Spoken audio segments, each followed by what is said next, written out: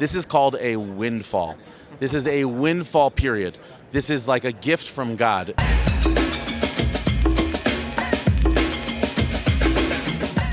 Okay, I'm with a really fun group of people right now. Some of the most fun group of people. You can't see them all, they're over there. But it's Aharon Horwitz, CEO of AutoLeadStar, who's doing some really amazing things in the tech marketing space, marketing space, like, MarTech. They made a word up. Yes. And so, it's been 2 years since you've been at NADA. I'm going to start asking, what is your feeling on the floor in general? Like, what's the energy of the traffic coming through? How are the dealers thinking? Like, what is it to be at 2022 NADA? I think it's an incredible energy. It's like a revival. People are just so happy to see the industry, see each other. And we're just feeling that and thriving off of that. What's so interesting is it seems like every few years there's sort of a new trend and a new theme. And I actually think there is not a theme this year. Everyone is just so happy to be back together that they're just like interacting. Right. The theme is like, oh my gosh, we're here. It's not mobile responsive websites. It's, we're back together again in person, which is just wonderful. So have you seen an increased appetite for tinkering and changing and like diving a little deeper into the details this year over other years? Yeah, I think so. I think that dealers are realizing we've crossed the Rubicon when it comes to the amount of data and systems that they have to work with in order to be successful in the future.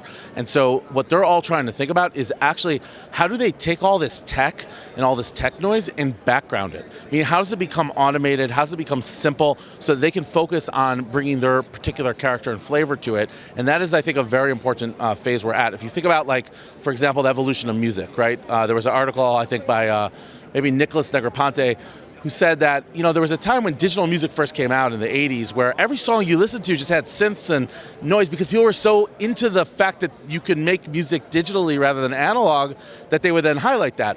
Now, all music is digital, but we just like to hear the music. And I think it's the same thing with tech, right? We went through this phase where it's all about all this like buzzwords and AI and more systems and more dashboards. No. Now what we want is how do you connect it all together? How do you connect the silos, build a coherent system for the customer, and then orchestrate the whole customer journey?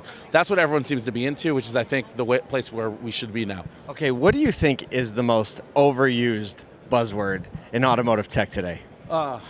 Definitely AI is overused by far. Do you think that when most people say AI as like a sales pitch, that it's not actually AI? I don't know if it matters so much, meaning AI is definitely some sort of loan word for just making things automated and easier. And in that sense, I'm totally fine with people saying AI. What I'd say is, in the end, if you can't actually connect data and then orchestrate good customer experience based on the data, it doesn't really help the customer, which is what the dealer really wants. So you've been hard at work. You've got some new stuff. What are you most excited about in 2022? We launched our customer data and experience platform, the first version of it here at NADA. What that means is we now connect probably more data, as far as I can tell, than any other vendor into one data layer, so that we have a really good picture of the customer and what the customer wants. And we're now, piece by piece, orchestrating and instrumenting each part of the customer journey. So AutoLeadStar uses that data to build really smart advertising that speaks to customers with a coherent voice based on what the customer's done in the past. AutoLeadStar uses that to do on-site engagements that are coherent with what the ads the customer saw. We do email that aligns with what the customer saw in ads and what they did in CRM. And if anything changes anywhere in that journey, everything changes. And we adjust and adapt. And so that's a really powerful platform for dealers because it's consolidating a lot of vendors into one. It is giving the customer a more coherent, focused experience and ultimately making the dealer a little bit more like the top retailers out there on the web today.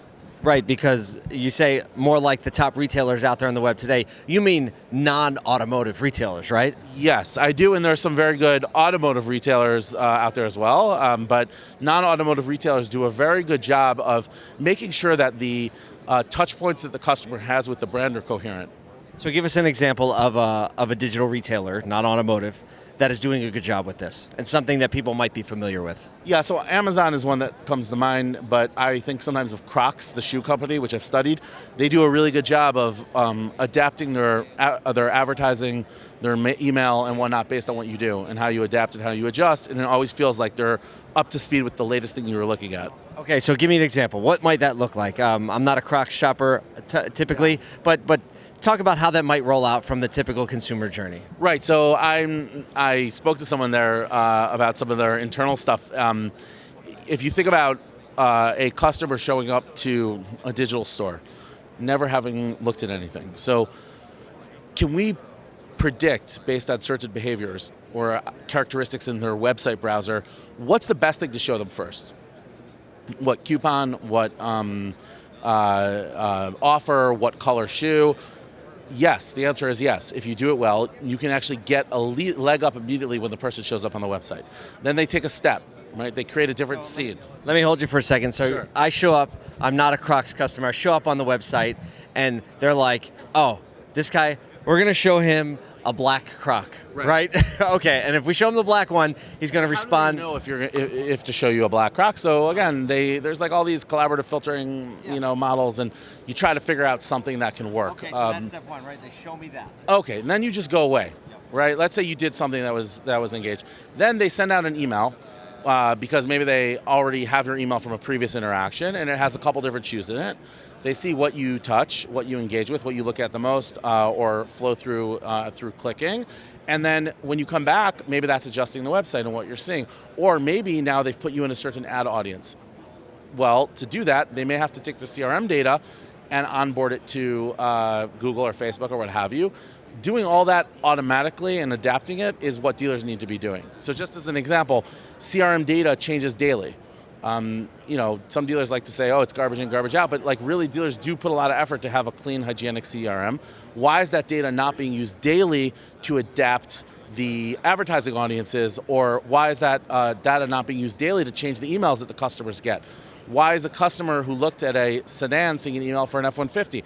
Those are the questions that we ask, and they're just, obviously coming from sort of standard best practices when it comes to retail marketing. So you're saying that what you've built makes it more like that Crocs experience. Yeah, our platform, which I did not build, but like myself and a lot of other people put a lot of time into, meaning we all built it together with a lot of dealer input, is really creating that coherent experience similar to what I described in the Crocs example. Okay, what do you think is the biggest hesitancy for dealers not to step in the direction of, like, I don't know, you use a lot of acronyms. Yeah. I'm a little nervous that it's going to break something if we try to install it. I'm sure you get some hesitancy, right? Because anything new, right? For sure. It's hesitancy. So what do you think some of the hesitancies are, and what would you say to address them? So I'd say a lot of dealers are used to working with their vendors as sort of extra hands and arms, and they need that because dealers are so overworked. A typical dealer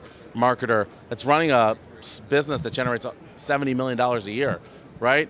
And there's one guy or a gal who's like supposed to run it all. It's very, very daunting. And so we think that dealers see technology like what we have, and they say, oh, I need my guy, or to handle it for me. I don't want to have to think about it. I don't have to look at it. I just want to know that I can get on the phone once a month, tell them what I need, and they handle it all.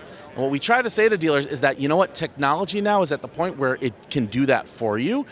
And of course, we also have the customer success representatives who are going to get on the phone with you and help you and align your strategy with what the technology is doing. But it's not like 5-6 years ago where you would have to go in and twist all these dials and pull these levers and you have no idea what's flying. It's really, really automated now, at least the technology that we've built. So that's what we tell dealers, and we hope more, like most of our customer base is that early adopter, but it's starting to now expand.